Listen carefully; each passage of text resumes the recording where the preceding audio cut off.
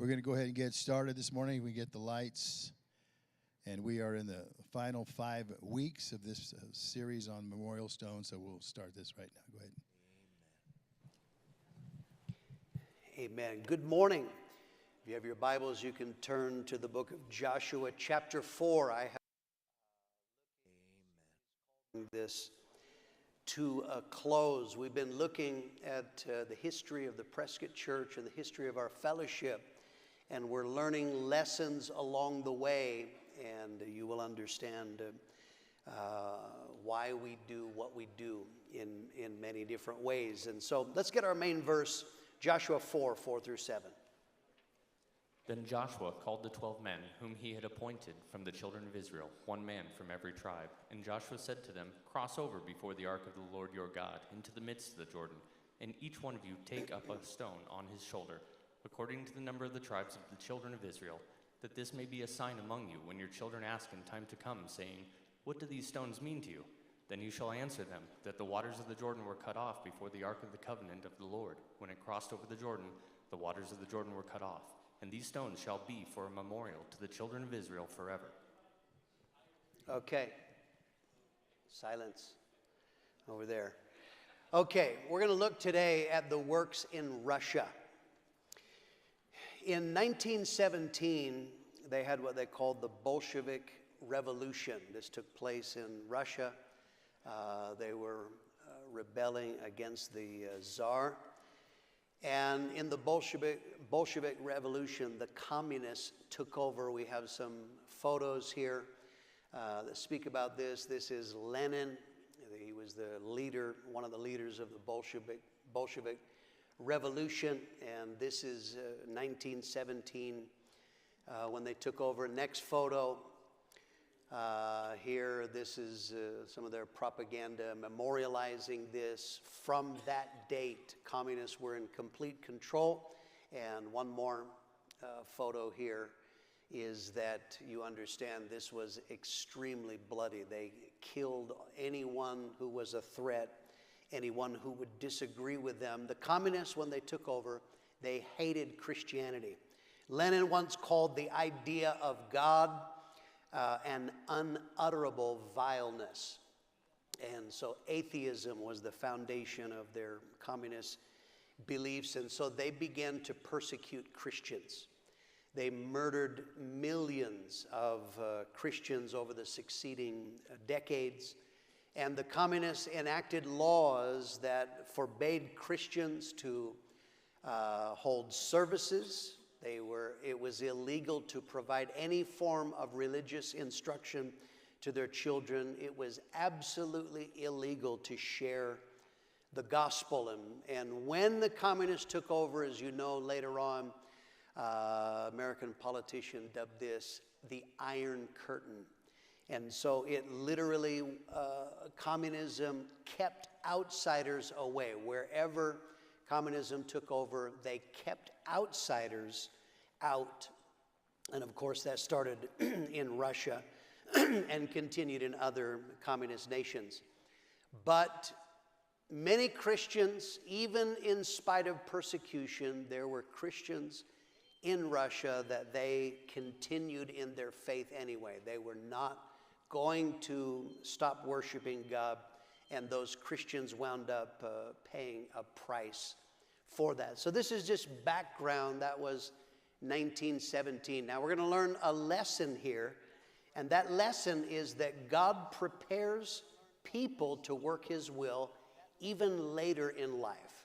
God was not surprised that the communists took over, and God works for the future to work His will. And what He does is He prepares people. Here in Prescott, a young high school student got saved at, I believe, at 15 years old, 15 or 16.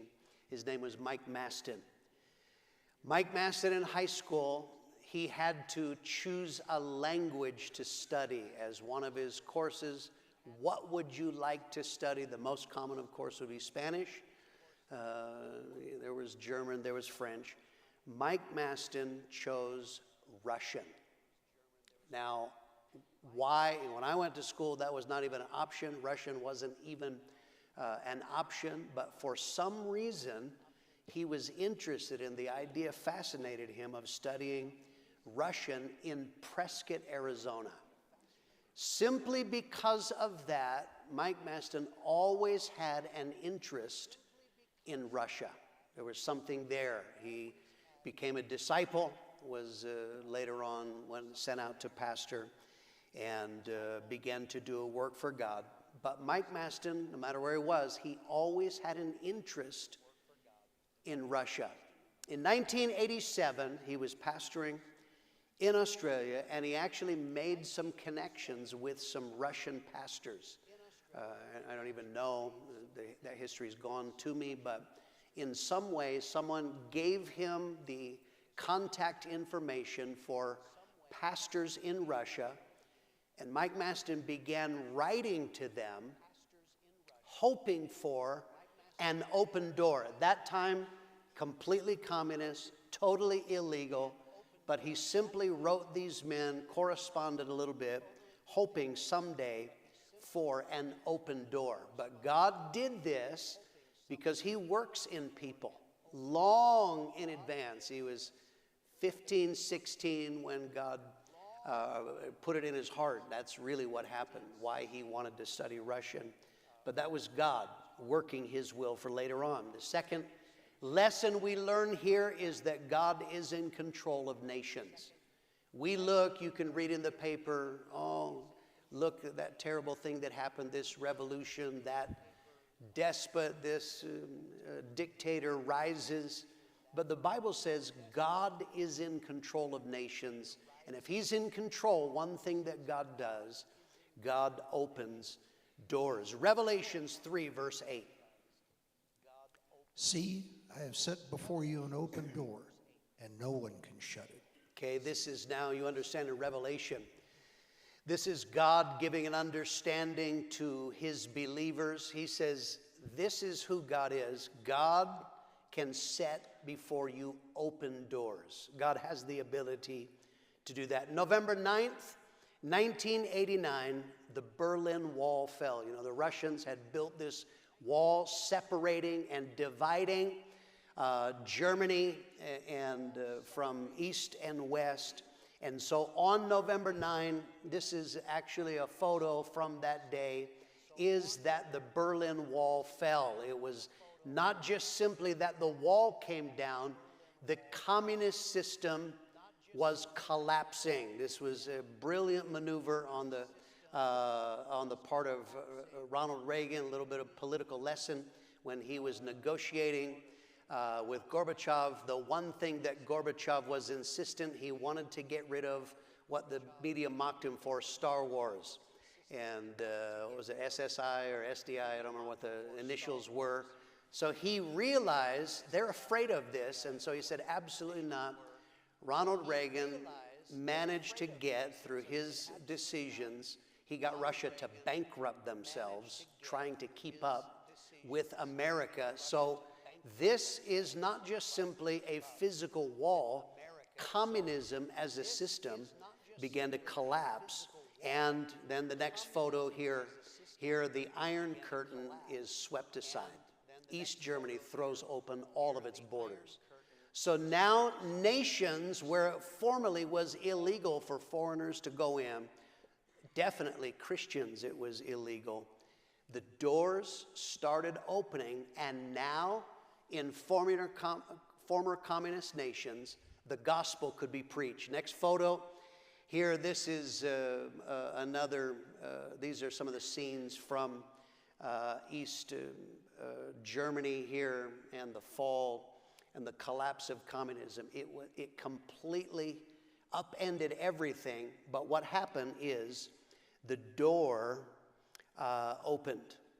So whenever doors open in the world, our job is to respond. God's job is to open the doors.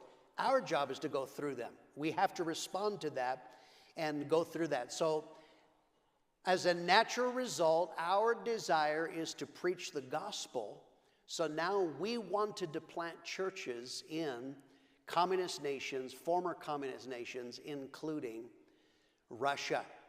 And so God stirred in Perth, West Australia. Mike Maston studies Russian as a boy in Prescott, is interested, trying to write to these Russian pastors, hoping for an open door.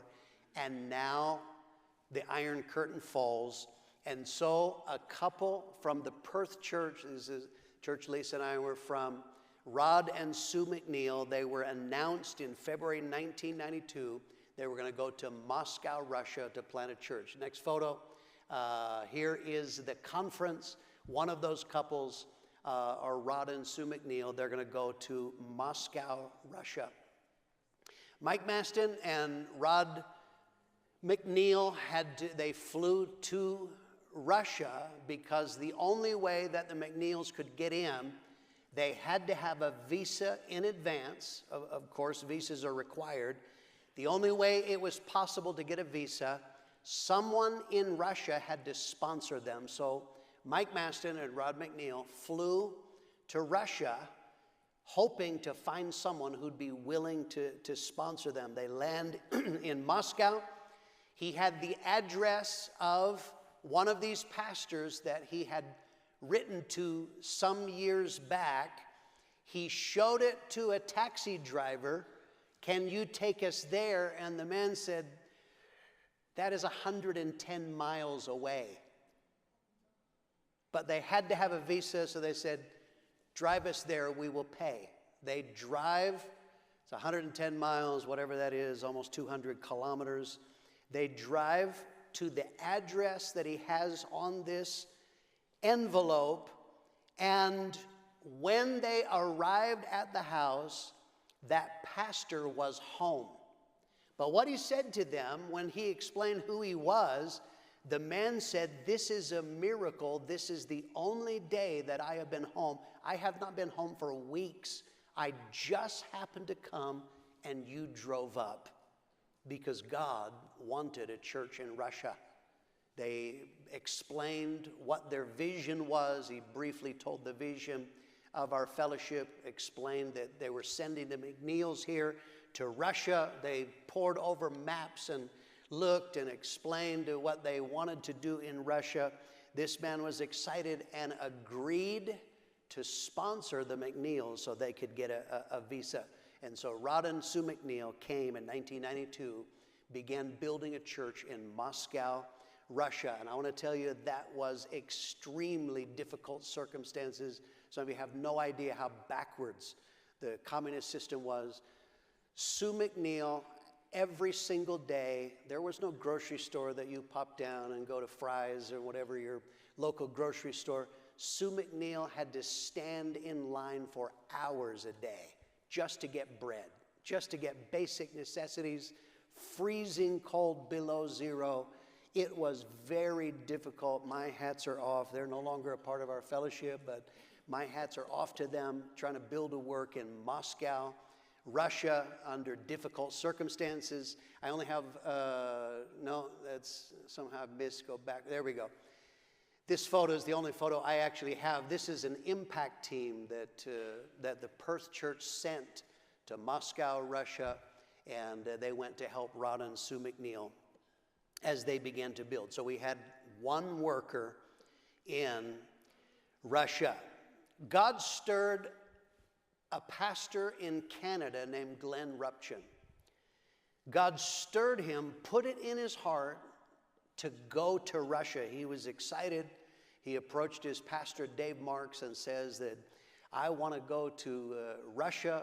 I want you to send us to Russia. And he asked an obvious question. He says, have you asked your wife about that? And he said, no, I haven't. He said, probably you should talk to your wife before we decide to launch you out. And Glenn went and spoke to his wife, Madge, and Madge agreed. They were pioneering in a place called Paradise Hills in Canada. And so 6 months after that initial conversation, they were announced to go to a city called Minsk in Russia. This was out of the Prescott conference. We have a photo of that conference. Next photo. Go ahead. Somehow they're out of order. Somehow we mixed up the order. Keep on going, next one. Let me see if I can find the right one.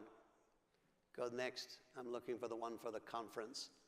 If you see Pastor Mitchell praying for them, nope, that's not the one. Somehow, I know you'll find that hard. That's actually the third mistake I made this year. So that will be all of it. So in 1993 January conference, they were announced to go. They arrived in Moscow. No, go backwards. These are, so I don't know where the right photo is. Keep going back. Okay, so they were announced to go. They land in Moscow. They are supposed to go to Minsk, which again, they know nothing about. I have no idea why they chose Minsk, but that was where they were supposed to go. When they landed, they met Rod and Sue McNeil, and for some reason, Rod McNeil said, you should go look at a city called Vologda. He said there is a university there, could be good for young people, and it was a mere 9 hours away. Russia is just a massive nation. I want to tell you, as a pastor, I know something about missionaries. When they get there, they're desperately lonely. The McNeils, it's a hard slog. Often what happens is we announce somebody to go somewhere else, but then when they get there, the missionaries are, you need to come here.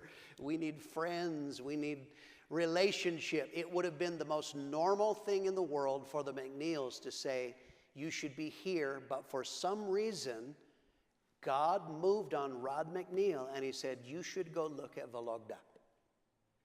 And just on his word, the Rupchans traveled to go look at Vologda, and when they went there, they said, this is where we are going to pioneer. They found an apartment. They began holding services in their apartment. And in this, the daughters, Sherry Lynn and Natalie, they learned Russian very quickly. They started inviting young people to church. Natalie was very musical, and she began to teach Russian young people instruments. They started a music group, and we have some pictures. And here is an outreach. I believe that is Natalie on the drums. That is Glenn Ruption playing the guitar, and that must have been a Russian playing the bass there. But here is an outreach. This is a novelty.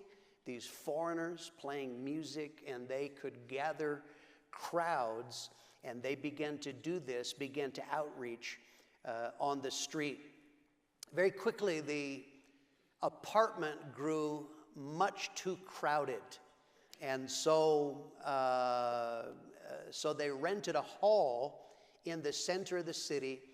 This hall was where they used to teach Russians Marxism. When they would come to set up for church, it had a 10-foot high picture of Lenin on the stage. And so Glenn Ruption used to get a curtain and cover up Lenin so that they could worship God. Glenn was bold. He set up a street meeting in the city, and they needed power for the equipment. He saw a building across the way, and so he went in, and he, in limited Russian, he saw a lady cleaning and asked, could we plug in and use the power from your building to have the outreach? I don't even know if the lady understood what he was saying. She shrugged, like, okay. So he plugged in, and they start doing the outreach. What he does not know is he plugged into the KGB headquarters. And soon 5 KGB agents, these are the secret police, they show up. What are you doing? They tried to arrest him, but a crowd of about 200 people were so hungry and so interested they began to yell at the KGB and would not let them arrest the Ruptions. We have some more photos here of outreach. Here is Glenn singing on the street. Here is Glenn preaching, and through the help of an interpreter. But Glenn Ruption was bold and began to do this. At that outreach, where they would not be arrested, he wound up praying with people on the street. And so he said, "Our hall is across the street. If you want to know more, come with me." As they made their way into their hall, about 25 people went over, and he was then able to begin to deal with them more in depth. God began to build this work supernaturally. They had to move buildings. They were growing rapidly. They had to move buildings for various reasons 10 times in the matter of 2 years. Now we have some photos. Next photo here. Here is early photos of the church as they're laboring there. God is saving Russians just recently. These people were communists, but now God is doing this. This is a report in the trumpet. That's Rod and Sue McNeil in the bottom left-hand corner. The Ruptions you see there, that's the family. The second photo from the bottom on the right. And here is my parents. Dad went to preach in Russia, and here they are in Moscow. These are, you see these funny onion domes, all connected with the Russian Orthodox Church. But they began to build this work there. As the Ruptions are laboring now, they're getting these converts. Many of them were very young. One of these was an 18-year-old university student. The university student, he is attending university, and he had one of the professors in some kind of exchange program was a Canadian that they allowed to come and teach in Vologda again. God is working his will. His name was Bruce Maston, and Bruce Maston was a Christian. So he is teaching. God put it in his heart to travel to Russia, to move to Russia and teach. But he wasn't just simply teaching university courses. I don't know if he's an English teacher or what he was doing, but he was witnessing. And one of the students he began to witness to was a young man named Sergei Golubev.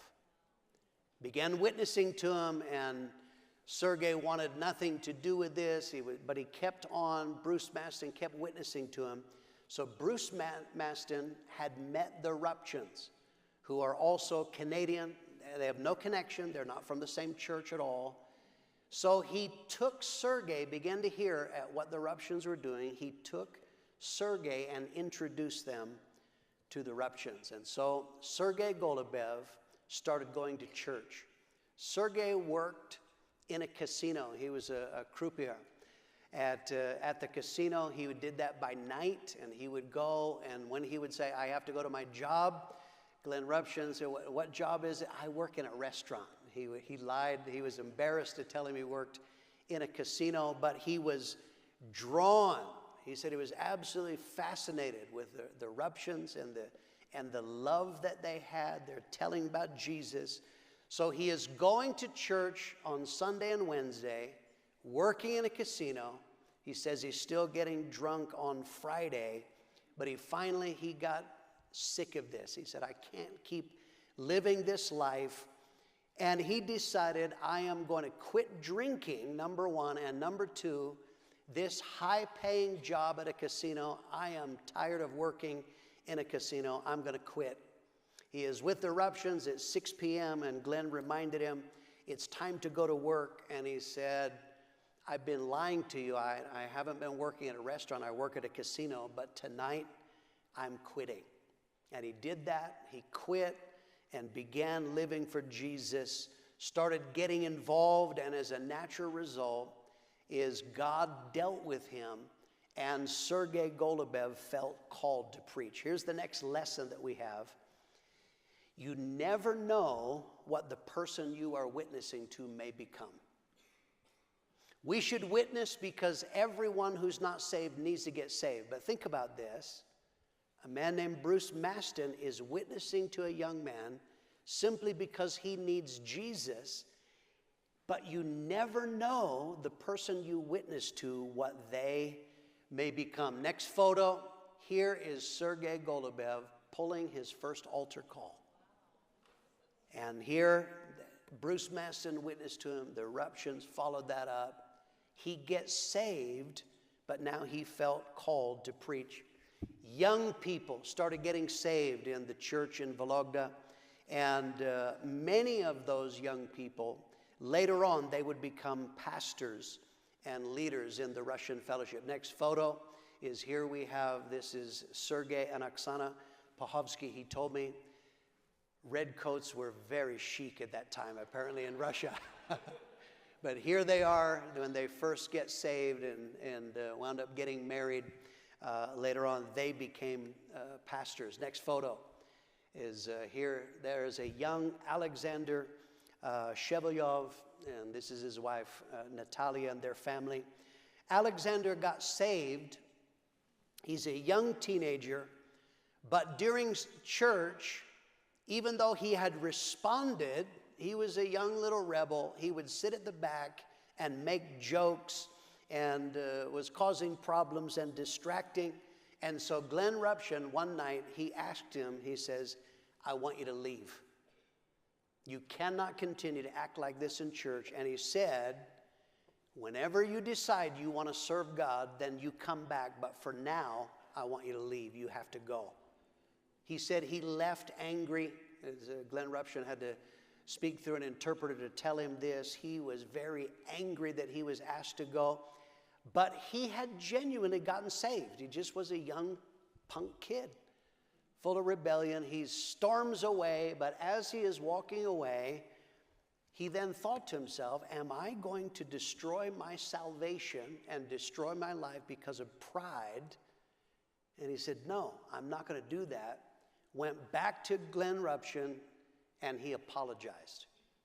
And because of that, Glenn allowed him to continue attending church. Sergei says there was just a tremendous atmosphere of revival in the church. He said during that time, so many young people are getting saved, but he said when people would get saved, the boys wanted to become pastors, the girls wanted to become pastors' wives. We have a quote here. Sergei Golubev said, if someone said he didn't know he was called to preach, we thought something was seriously wrong, because what else was there to do in life other than preach the gospel? Have a next photo, and the next photo here is the early days. On the left there, that is Glenn and Madge Ruption, who are pioneering the church, and there is Evgeny, they call him Genya. Genya wound up marrying their daughter Sherry Lynn. The Yusanovs. There is a young Sergei Golubev and Anya, and then another couple on the right. This is very, very early days, but God was doing something powerful. And what Glenn Ruption began to do is he started planting churches. From the beginning, he had put into them, remember the vision of our fellowship is get people saved. First of all, they got to be converted. Make them disciples. Teach them, train them, impart a vision for preaching the gospel, train them in-house, but then our vision is plant churches. And so the very first couple that they planted was Sergei and Anya Golubev, and they planted them into a city called Sokol. Here we have some photo. There is a young Sergei, that is Anya peeking over his shoulder. Here's some of their first converts. This was the very first indigenous church. A Russian went to preach the gospel, and it worked exactly like it worked. Sergei at that time was 20 years old. Anya was 17 when they went to pioneer this church. The next photo, here is an impact team that they sent from Vologda to go and help them there in Sokol. Second couple that were sent out was Jenya and Sherry Lynn Yusinov, and they went to a city called Rybinsk. Next photo is white. It was snowy there. That's why. Oh, there we go. No, no, keep going. That's the wrong way. Keep going the other way. There we go. This is in Rybinsk. That is Jenya Yusinov. Remember, he's married to the Ruption's daughter. That is him there on the stage. That's actually Sherry Lynn is playing the piano there. On the top left, that's an early picture of their church. On the right, if I remember right, he said that is either an impact team or these are people that they were sending to go to some kind of meeting in Vologda. The third couple that were sent out was Sergei and Oksana Pahovsky, and they were sent to a city called Kostroma. Kostroma was actually planted. Tucson planted a church. Steve and Shirley Anderson, they went to this city called Kostroma. They had been pioneering, building this work for some time, and again, for an American to move to Russia, God bless the Andersons that they responded to the will of God, and Pastor Warner responded and sent them there. And so the third couple planted out, the Pahovskys, they took over this church from Steve and Shirley Anderson when they left. Next photo here.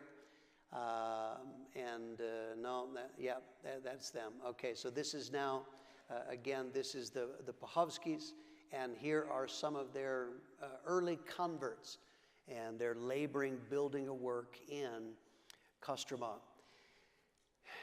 As the church began to be built in Russia, many pastors and many evangelists went. We send workers. This is part of our vision, is we send other workers or pastors go themselves to preach and impart a spirit. We have Dave Marks. Dave Marks was the one who planted the Ruptions. Next photo. And here is Dave Marks. Through the years in many different places, he is preaching and helped guide the church in Russia from the beginning, was extremely instrumental.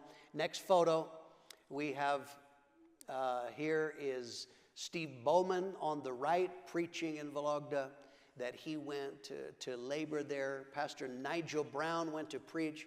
Pastor Nigel Brown there is breaking the law. Illegal for a foreigner to go and preach on the street, but he's doing it anyway.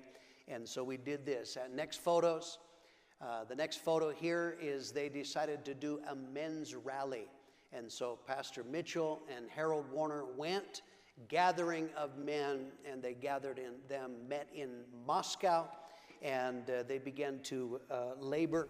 That is the very first men's rally that they did. Next photo is Pastor Mitchell praying for the sick, and this is in one of these, I think that's actually in the first men's rally, and then in later years, I would join Pastor Mitchell. Next photos, we have several of them. Next one.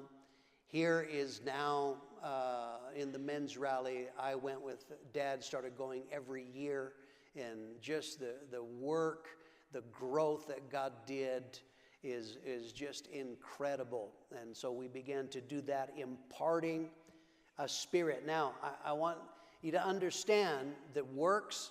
So the door swung open. We were able to send workers. But then communism, the bear began to rise again. Communism reestablished its hold. And I want you to understand, in all the churches that they plant, it is in an atmosphere of pressure, because they never know when someone may report them, and then the police or the KGB. We actually have a video. This is of the KGB or the police in a city.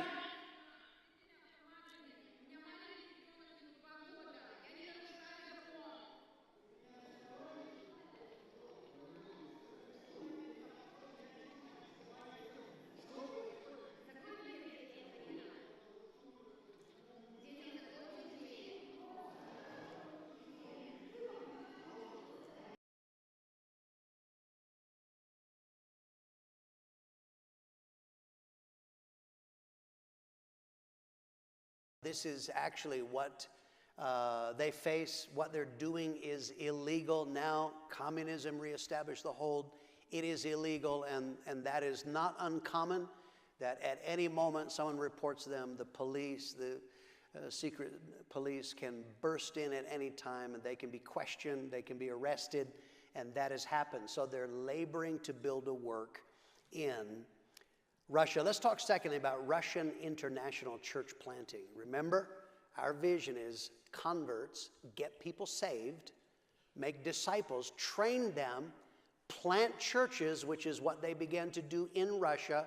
But the fourth part of our vision is plant churches in other nations. That is what we call missions or international church planting. And so Russia carried on that vision that is all throughout our fellowship. From Russia, they planted their first international church into Odessa, Ukraine, and we have some photos here. This is the Pahovskys, that they went to the Ukraine and began to build a work for God. That's Sergei behind the pulpit, and here are some of the people. And that was a milestone. That was the first Russian pastor ever planted outside of Russia. The second church that they planted was in Ulaanbaatar, Mongolia, and we have a photo here. This is now from a conference. All these people, apart from Sergei, and you see Juan Pablo Cardo, who was preaching at a conference, they are all Mongolians. Think about that. Some of you couldn't find Mongolia on a map, but Russians went there and began to plant churches. The first couple, Alexander and Lyuba Ofitsarov, went to Mongolia and established, and God's doing a powerful work in Mongolia. Russia planted a church in Vietnam. You know, for many years, Americans, because of the war, were absolutely not welcome. No way we could plant a church, but they liked Russians because Russians helped in the war. The very first church, or one of the first churches that we were able to plant in Vietnam is in Vietnam, and that man went to, then later on took the church in Cambodia from the Myolas. In 2010, Sergei and Oksana Pahovsky went to Havana, Cuba. And again, a former communist nation. That is Havana in the background. Here they are, one of the early converts, the third couple ever sent out, first couple international, and now they went to Cuba. Went to Cuba, the same problem that Americans faced in Russia. He has to have a visa. You need someone to sponsor you. So they arrived in country trying to find and could not get a visa. So he went on a fast. He fasted for 2 weeks. At the end of a 2-week fast, he met a Russian lady who had married a Cuban. She had been there for 24 years. She had a company, and she agreed to hire him as a technical advisor. He said, I knew nothing about what it was, my job description, but simply God moved on this woman and gave him a visa that was able to be renewed every year. Now, communism was very strong in Cuba. They were not able to street preach, began to witness. One person who got witnessed to would invite their friends and often would then invite them to their house where he could, the Pahovskys could then witness to their friends and family, and they started a Bible study. We have the photo. This is the very first Bible study that they started in Cuba. Think about this. We plant in Canada, Canada plants in Russia, Russia plants in Cuba. This is the very first one. He said many of these people that came, originally many of these were employees of that Russian lady. She was making them come to church. Some of them did not actually even survive in salvation. He said he would get a group of people, they would dwindle away. He had to move to another house, and he said he started Bible study in 5 different houses. He is desperate, so again, he starts fasting for a breakthrough, and he needed a locksmith. And for a problem he had, a locksmith came. He met this man witnessed to him and invited him to a movie that they're showing. They had dubbed the movie Fireproof, which you know is about a troubled marriage, unbeknownst that that young man that he met, their marriage was in trouble, and this couple came and attended. Their names were Alejandro and Yemi Fernandez Perez. They came and they got saved at this movie Fireproof, and they asked Sergey, start a Bible study in our house. And we have a photo. This is the 6th Bible study on the right. That is Alejandro and Yemi. That is their house, and here, the 6th Bible study that he starts. Now he started getting real converts, and they started sticking. The church began to grow. Because of communism, there were no buildings that you could rent. All buildings were owned by the government. You can't go to the government, hi, what I'm doing is illegal, can I rent a church? You know, I'm going to start a church. That's just not possible. They found an abandoned house, and it had a massive living room. It was owned by 2 brothers that were alcoholics, but somehow God moved on their heart and let them move into this abandoned house that they renovated, and they started having church in there, rent-free. It could seat 70 to 80 people. We have some photos of the church in Cuba. Here is the work that God began to build. Next one, I think we have more photos. These are all different shots of the church that they began to build. I think there's one more. All of these. This is now in Cuba, completely illegal. One person would get saved, their marriage would get help, they would testify to friends, people started getting healed, and they were able to do that. Sergey was out driving, and a man ran in front of his car, and Sergey hit him, and the man was killed. He was arrested. It was not his fault. Clearly, the man ran in front of him. He had a lawyer, and the lawyer said, this is so plain, there's no problem, you're going to get off. But the problem was, the word had spread to the Cuban version of the KGB, the secret police, and so instead of getting off, he wound up getting sentenced to prison.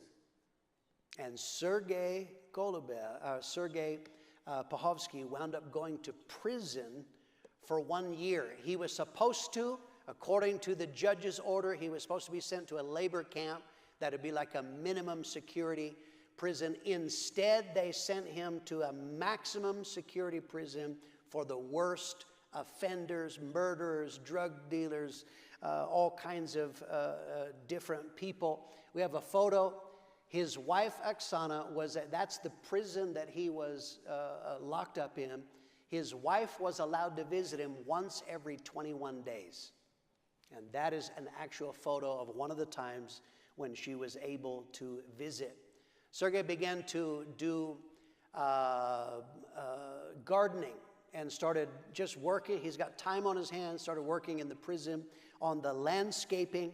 A high-ranking general came, asked, who is doing that gardening? And they said, it's this Russian. He was impressed by that, sent a letter to the commandant of the warden, prison warden essentially, and said every 30 days, release that man for 3 days.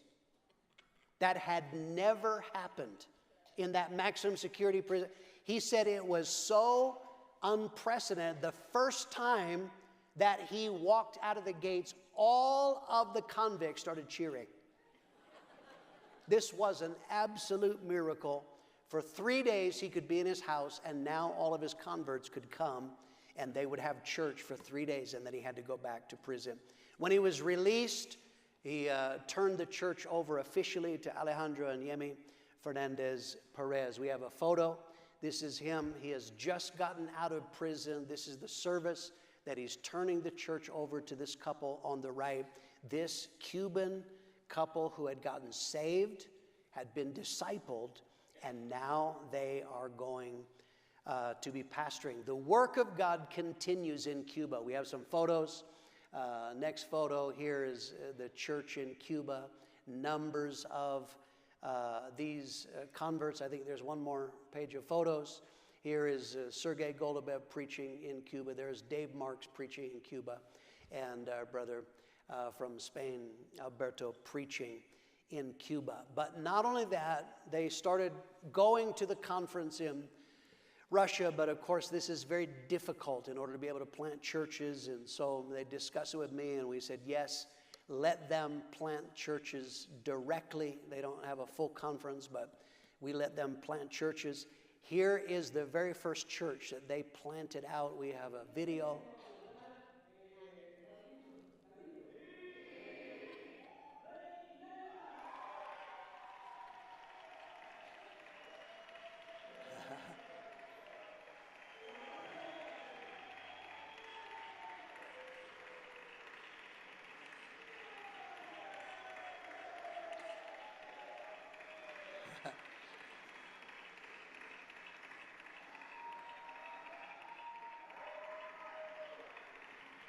So think about this. This is our vision, is a native Cuban who's a convert, who'd been discipled, is now discipling himself, and it works. It's not just a Prescott thing. This is what God does, and the work in Cuba continues. The work of God in Russia continues to move on. They are, for the past year to 18 months, you know, there's been the war going on in Ukraine. They've been locked out. We haven't been able to have many pastors go in. But what God is doing is that many of their churches are having waves of young people, to where they're having like 100 visitors a night of young people getting saved. We have a concert in Vlog. We have a video. Here's the altar call. 85 young people came that night. And that is Sergei Golubev's son is the one pulling the altar call that night. This is what God is doing. Russia now has planted churches in Cuba, Armenia, Vietnam, Mongolia, Israel, Georgia, Serbia, China, Romania, Ukraine, Cambodia, Uzbekistan, Belarus, Moldova, Lithuania, Crimea, and Egypt. The international works that God has done. Thank God. Now, of those nations, not all of those works have survived. In some of the places that I just named, it's very, very tough going. The pastor that went to Belarus, you understand Belarus is the tightest connection to Russia. He's been very helpful to Russia in the war in Ukraine. The pastor was raided by the police. They beat him and arrested him, held him for a few weeks, and then they deported. Here's a photo of this pastor as they are able to make it out. This is when they land back in Russia. And so this is where they are sending churches. Many times is very difficult, but they have this vision that we want to preach. Last conference, they just had their conference in August, September, I can't remember which month, just recently, is they planted a new work into Port Said, Egypt, our very first work in Egypt. We have a photo. Here is this couple, a Russian couple, are going to Egypt from a communist nation to a Muslim nation, preaching the gospel. I want to tell you, our vision works, and it works all over the world. There are currently 47 churches that we have in the nation of Russia, and there are another 14 churches that they have planted in another 9 nations. We have photos here to quickly skip through. We have 7 slides. These are all Russian pastors or mission churches that they have planted. Here are these workers laboring with the same vision that we had in Prescott, Arizona. They are laboring and building a work for God. We need to worship God and thank God for His goodness. God, thank you. Thank you, Lord God, for letting us be a part of your work, Lord God. Thank God for His wisdom. Final lesson here is the magnifying power of investing in world